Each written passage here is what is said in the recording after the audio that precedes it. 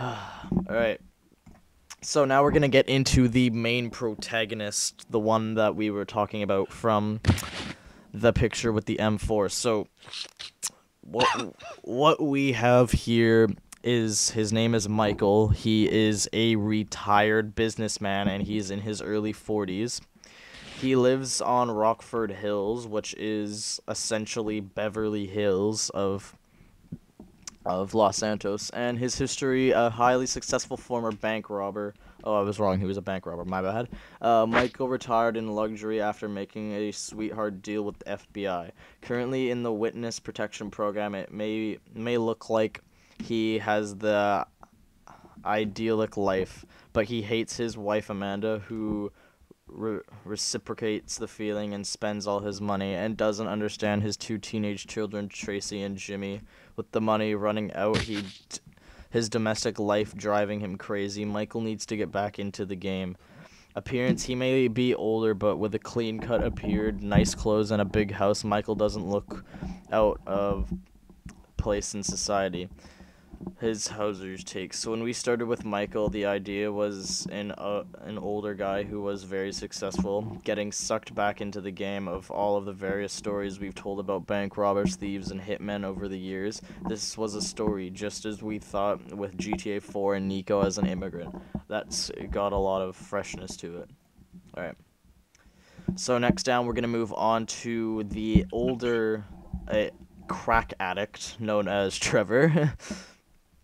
So, yeah, Trevor's occupation is a career criminal. He is also in his early 40s. He lives in Blaine County, which is kind of like the rundown, poor area of Los Santos. So his history is a frequent drug user who is governed by his desires and prone to violent outbursts and destructive rampages. Trevor is a proverbial loose cannon, a former military pilot. He used to work a few bank jobs with Michael back in the day. You don't need to twist his arm to get him on board with a heist.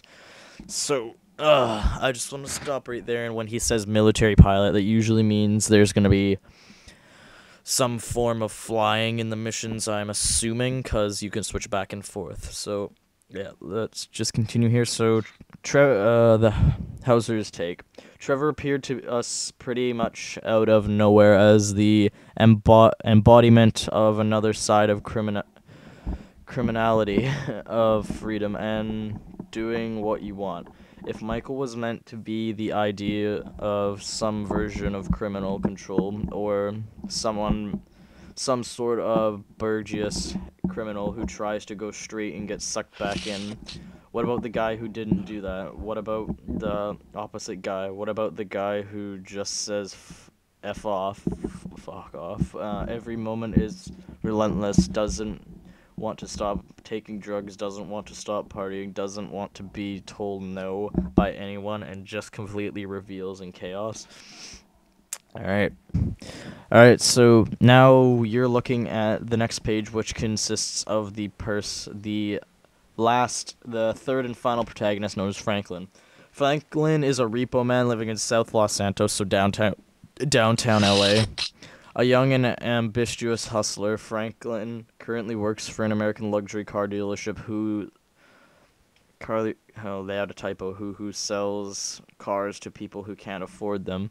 When they default, Franklin plays the role of the grim repo man. Ding dong. Franklin stumbles into Michael when looking for a hustle. Appearance, fit, and fashion conscious, Franklin is the young and capable one of the bunch. So yeah, their take on it was kind of like what they did with CJ, so you can just assume gangster kind of deal from the wrong side of town. Alright, and then we look at another picture of Franklin with a dog in downtown Los Santos, which is on the next page. Just goes more in depth to the story. And now we have the next page, which consists of more pictures with a, I believe, younger man riding either an Akuma or a Vader from the Ballad of Gay Tony, if you guys have played that before, and I'm assuming most of you have. And then we see a picture to the right, which is, I think, the boardwalk on the beach, and it looks kind of run down, kind of old, and then you see the Puff Daddy workout place from San Andreas there. And then directly below that, we see a new kind of helicopter. And I just want to focus on this for a second because, as we've never seen in GTA before, if you look kind of towards the tail, it is a closed rudder. So that means the propeller isn't spinning at an open thing. It's closed in kind of like a circle. And it has landing skids along with sliding doors, and I believe Rockstar said that the doors on the helicopters are going to be closable now, so you can choose whether they're open or closed.